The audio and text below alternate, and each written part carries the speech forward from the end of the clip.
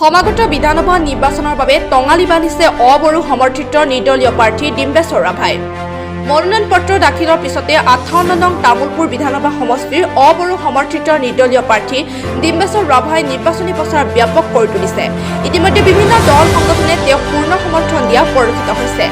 প্ৰাৰ্থীগৰাকীয়ে সংবাদ মাধ্যমৰ আগত প্ৰকাশ কৰা মতে নিৰ্বাচনৰ বাবে প্ৰচাৰ পূৰ্ণগতিত চলাই যোৱাৰ লগতে অবড়ো ৰাইজৰ আশীৰ্বাদ আৰু পূৰ্ণ সহযোগিতা আশা কৰে।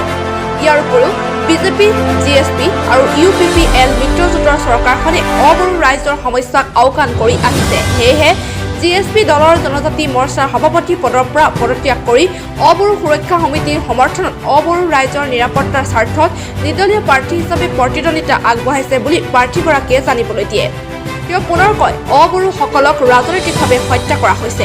ইয়াৰ উপৰিও প্ৰাৰ্থীগৰাকীয়ে অঞ্চলটোৰ বাটপথ, দলঙৰ লগতে বিভিন্ন উন্নয়নমূলক কামৰ ক্ষেত্ৰত প্ৰাধান্য দিয়াৰ কথা প্ৰকাশ কৰে।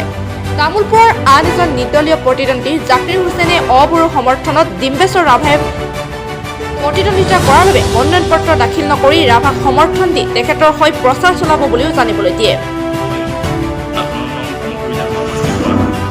নিৰ্দলীয় প্ৰাৰ্থী মানে মই অবড়ো দলৰ সমৰ্থিত আমাৰ যিটো আমাৰ দলিত মানৱতা যিটো আমাৰ অবড়ো গোট আছে, এই অবড়ো গোটৰ সমৰ্থিত প্ৰাৰ্থী মই ডিম্বেশ্বৰ ৰাভা।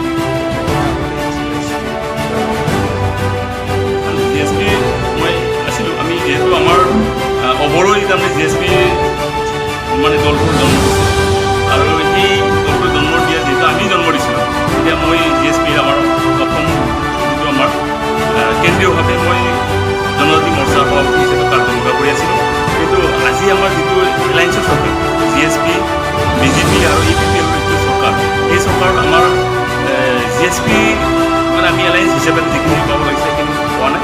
তাৰ কাৰণে মই জিএছপি সভাপতি জনজাতি মৰ্চাৰ পদৰ পৰা মই পদত্যাগ কৰিছোঁ আৰু এতিয়া মই অবড়ো সমৰ্থিত নিৰ্দলীয় প্ৰাৰ্থী হিচাপে আমাৰ তামুলপুৰ ৰাইজৰ বা আমাৰ বিটিআৰৰ মানে অসমীয়া ৰাইজৰ যিটো আমাৰ নিৰাপত্তা আৰু অধিকাৰ এইখিনিক লৈ আগবাঢ়ি যাবলৈ আমি মানস কৰিছোঁ। আপোনালোকে জানে আজি 70 বছৰে বিটিচি চুক্তি হোৱাৰ পিছৰে পৰা আৰু নতুন চুক্তি হ'ল আৰু বিটিআৰ চুক্তি হ'ল।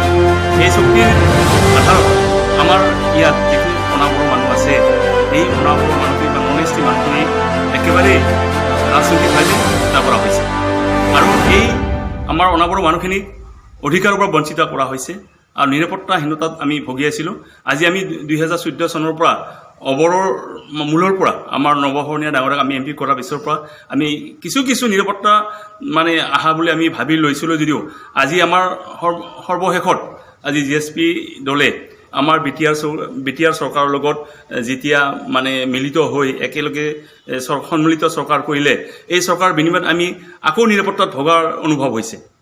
সেয়েহে আমি এই নিৰাপত্তাখিনিক যাতে আমি বজাই ৰাখিব পাৰোঁ, আমাৰ অনাবড়ো মানুহৰ মাজত আমি যাতে একতা বান্ধৰে বান্ধ খাই আমি একেলগে থাকিব পাৰোঁ, সেই উদ্দেশ্যে আমি এই তামুলপুৰ বিধানসভা সমষ্টিৰ পৰা মই অবড়োৰ পৰা সমৰ্থন লৈ মই নিৰ্দলীয় প্ৰাৰ্থী হিচাপে থিয় হ'বলৈ মানস কৰিছোঁ। বৰ্তমান তামুলপুৰীয়া ৰাইজৰ কেনেদৰে সমাদৰ লাভ কৰিম? আমি যিমানখিনি ঘূৰিছোঁ, আমাৰ তামুলপুৰ বিধানসভা সমষ্টিত 4টা পৰিষদীয় সমষ্টি আছে। এই 4টা পৰিষদীয় সমষ্টি তামুলপুৰ, গয়বাৰী, দৰঙাজুলি